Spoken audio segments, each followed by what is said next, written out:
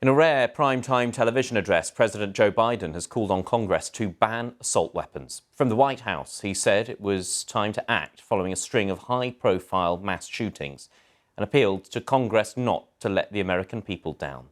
Namia Iqbal reports from Washington.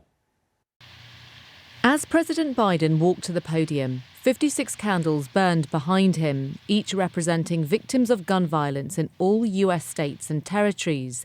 He said everyday places in America were now killing fields, and enough was enough. And let there be no mistake about the psychological trauma that gun violence leaves behind.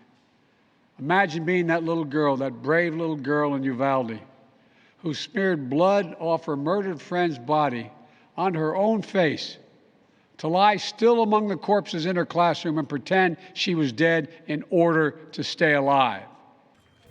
This comes after President Biden visited Uvalde in Texas and met the families of the schoolchildren and teachers murdered in their classroom. Previously, he had visited Buffalo in New York, where 10 people were shot dead last month in a supermarket. On Wednesday, 4 people were shot dead at a medical center in Oklahoma. Some swift action is happening. House Democrats have voted for a bill of tougher gun restrictions, which would take into account many of Mr. Biden's proposals. But Republicans are against this move. Some even brought their own guns to the meetings about the bill. Here's a gun I carry every single day to protect myself, my family, my wife, my home. This is a XL 6-hour P365. Comes with a 15-round magazine. Here's a 7-round magazine. This is why gun reform in America is difficult. Senate Republicans need to be on board for any laws to be passed. They think any restrictions threaten American people's constitutional right to own guns. President Biden's called their lack of action unconscionable. So far, the only area of possible bipartisan agreement involves red flag laws, which let authorities take guns from people at high risk of harming themselves or others. 19 states have them. But critics say that just doesn't go far enough to stop America's unique nightmare of enduring gun violence. Namia Iqbal, BBC News, Washington.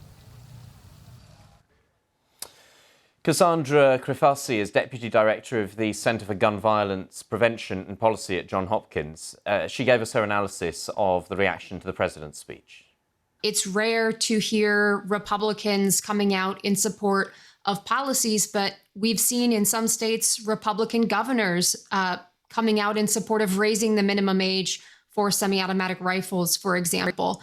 Many of the policies that President Biden outlined have a strong evidence base. We know that strengthening our background check system is an effective way to screen out individuals who shouldn't have firearms. We know extreme risk protection orders can be effective at reducing mass shootings, homicide, suicide, domestic violence. So this is a suite of policies. I think it's ambitious, but if we could get even a few of these through, we could see substantial benefits in the U.S. I think we have seen movement at the state level that can help us be optimistic about how we can get some of these policies through at the state level. So, for example, over the last several years, we've seen 19 states and the District of Columbia expand extreme risk protection order laws.